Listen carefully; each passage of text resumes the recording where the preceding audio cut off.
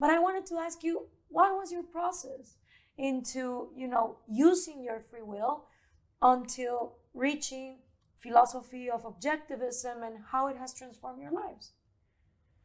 Well, it's interesting because I think part of the reason I'm interested in this topic of free will and in objectivism, because it focuses so much on it, is because I'm a person who changed his mind about some really big things at various points in my life. So, for example, I was raised in a pretty religious family, and I was myself pretty religious for a while. And at a certain point, though, I started to ask certain kinds of questions, make certain kinds of observations, started to doubt it, and completely rejected my religious views. And now I'm an atheist.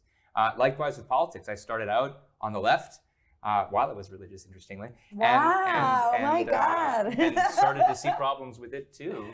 And now I'm, an advocate of individual rights. How long did it take you? Oh, it was within this, and that's, I think, also interesting because it was within the same span of about 2 years. And so, I feel like I've made some big choices that have had big impacts on my life. I feel like this is, I've got pretty good data for that, and I'm interested in understanding that philosophically. I also made career choice changes in the same kind of way. Yeah? From what to what? Well, I was originally going to be a diplomat.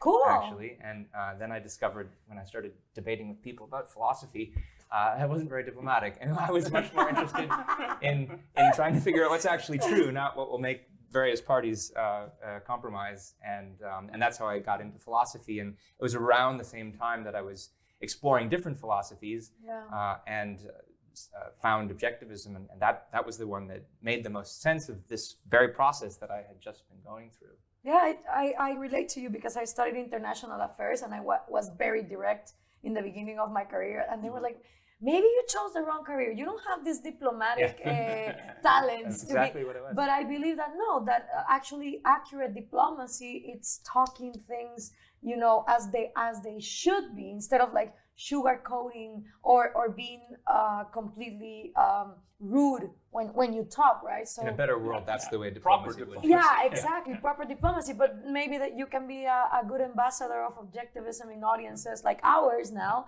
that haven't heard about this philosophy and need, this bridging that Alex Epstein talks about, right? Like, how can we bridge what objectivism has to offer? How about you, Onkar? So I got it much less political and much more a kind of moral, ethical focus. So I used to divide up. I mean, I didn't know that this is my classification, but I knew I used to divide people up into categories in the way that most people didn't. And one reflection was the friends I had in school. So I was at the top of my class. It wasn't a very good class, so it doesn't say that much, but I was at the top of my class. But I was not friends with just other kids who were near the top of the class. I had some like that, some that were way low in the class, and it didn't matter. What mattered to me was, did I think this person was a thinker, right, or not? But I didn't know. Of the brain. Yeah, and I didn't know that that's how I'm. But so when I read Atlas Shrugged, and it was your basic choice is to think or not. Yes. I got that. That's how I look at people. This is how and I think if you're making the choice to think, I don't care how smart you are, what grades you're getting, and if you're, as you're saying, if you weren't from a great family and you don't have a lot of books around, you might not be a reader, and so that didn't matter to me at all.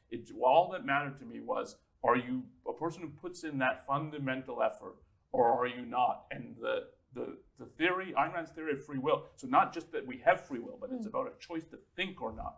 That made a huge impact on me, and it clarified, I'm right to be looking at the world like this. And this is what it means even more to look at the world like this in those terms, and to think of justice, as Ben was talking about, in those terms, and to think of all morality in those terms. And so I'm really passionate about getting the right view of free will out there, right? Because I think it would make a tremendous positive difference if people thought of themselves as, and thought of other people as, they have this fundamental choice to think or not.